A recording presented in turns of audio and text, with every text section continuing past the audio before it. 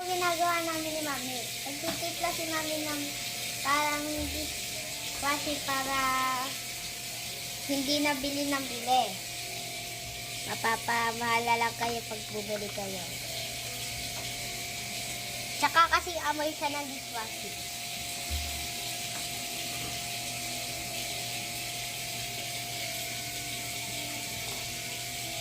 Yan, dati na lang.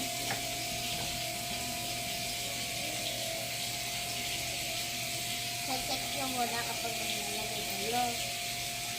Para hindi masabot yung tapon. Okay na to.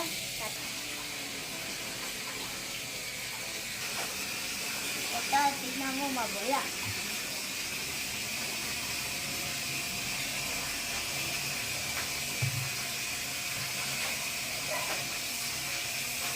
Yan, kita nyo yan.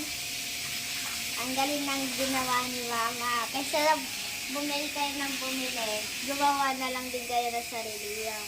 Bye!